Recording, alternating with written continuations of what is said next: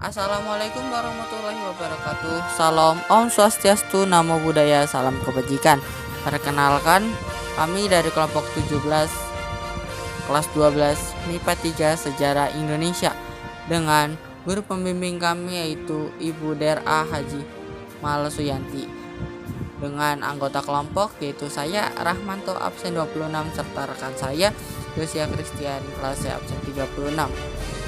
Dalam pertemuan kali ini kita akan membahas mengenai ekonomi demokrasi terpimpin. Ekonomi demokrasi terpimpin adalah sistem ekonomi di mana semua aktivitas ekonomi dipusatkan di pemerintah. Daerah hanya kepanjangannya tangan dari pemerintah pusat. Pusat memegang kekuasaan yang besar. Kewenangan Soekarno saat itu sangatlah besar.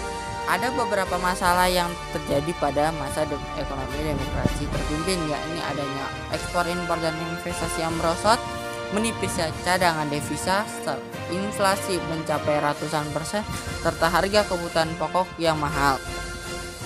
Penyebabnya antara lain Indonesia baru saja merdeka, yaitu ada pemberontakan dan gejolak politik yang terjadi berulang kali.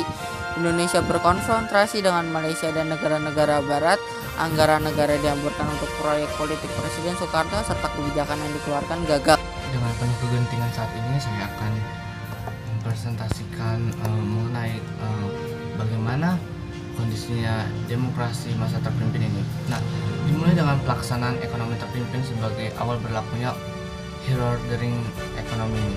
Nah, semua alat-alat produksi dan distribusi dikuasai oleh negara seutuhnya dan tidak ada dipegang atau dikendalikan oleh rakyat sama sekali. Jadi ini mirip-mirip seperti komunis ya. Oke.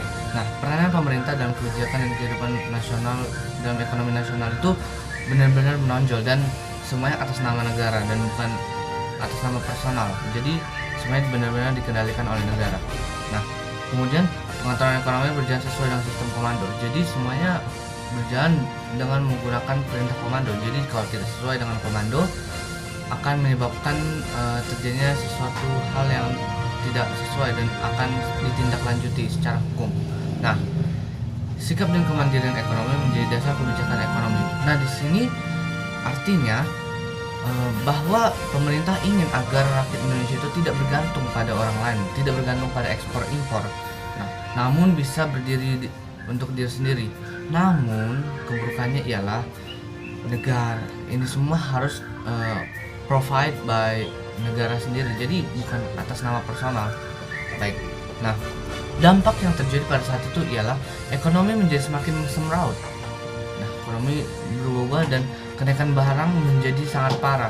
Yaitu pada tahun 1965 harga barang mencapai 2 sampai 3 kali lipat, 200 sampai 300% ya. Nah, kemudian adanya tindakan penggantian uang lama dengan uang baru karena kita tahu kan uangnya menjadi berubah, maka nilai tukarnya juga ikut berubah. Nah, harga bahan bakar juga naik, BBM pada saat itu naik sehingga mengakibatkan banyaknya penolakan yang dilakukan oleh setiap masyarakat pada saat itu. Nah, kemudian mahasiswa dan masyarakat pun turun ke jalan-jalan, mulai berdemo untuk menyuarakan tuntutan rakyat, yaitu Tritura. Situ ada, kalau nggak salah, ada penurunan BBM, harga-harga lain diturunkan dan semacamnya. Nah, upaya yang dilakukan untuk mengatasi krisis ekonomi pada saat demokrasi terpimpin itu saat itu ada 4.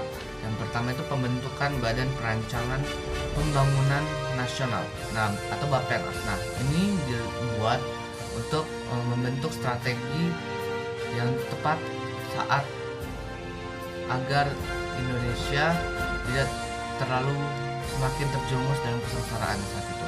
Nah, kemudian penurunan nilai uang, devaluasi. Nah, biasanya penaikan tapi kali ini penurunan sehingga harga menjadi turun.